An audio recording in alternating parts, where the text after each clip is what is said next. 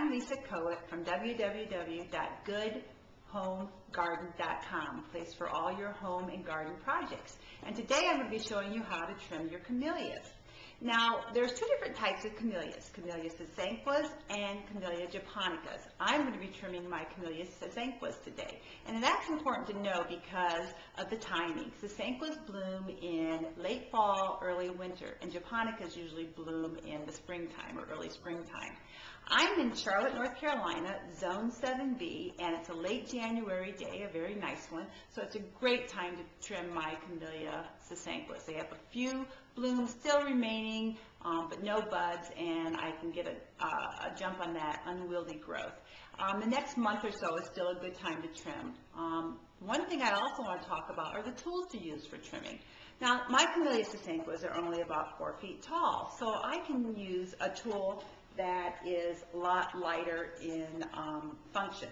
So I'm going to be using this shearing tool today for my camellias.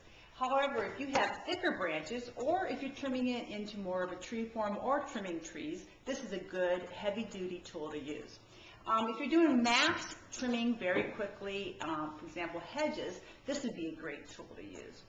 Camellia Sasanquas, for me, are a graceful bush, so I'm not going for the meatball or rounded, very rounded effect. I'm going to be trimming them at different heights, so some branches will be left taller and some shorter than others, so they still have that graceful looking height.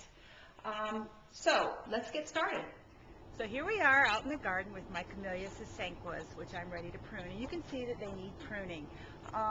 The thing about Camellia Sasanquas that you might want to consider over their very familiar cousin, the Camellia japonica, is that they have profusions of blooms. The Camellia japonica blooms are a little bit larger, but the Sasanquas have profusions of blooms, and they occur in late fall, beginning of winter. So they're a great plant to have in your midwinter landscape.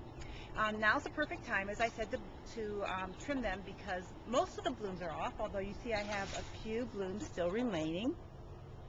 And all of the buds are gone. So it's a great time between now and the next month or so to trim them. I'm going to trim them in their graceful form so they still look natural, which means some of the branches are going to be taller than others. So the thing I want you to notice is when I'm trimming them at a slant. And the reason for that is that directs the growth to come outward the way that I want it to come, not to go into the plant where a lot of problems can occur, such as trapped moisture and trapped air. The other thing that can occur is when branches grow inward, they have a lot of friction against each other, which also causes a lot of problems. So I'm cutting it at a slant to go out from the plant. The other thing I want you to notice is that I'm cutting it right above a bud joint. This will allow the optimal growth for the plant. So a slant, the direction you want it to go, and above a bud joint. So I'll cut some of them tall and some of them short, so I have a graceful appearing plant.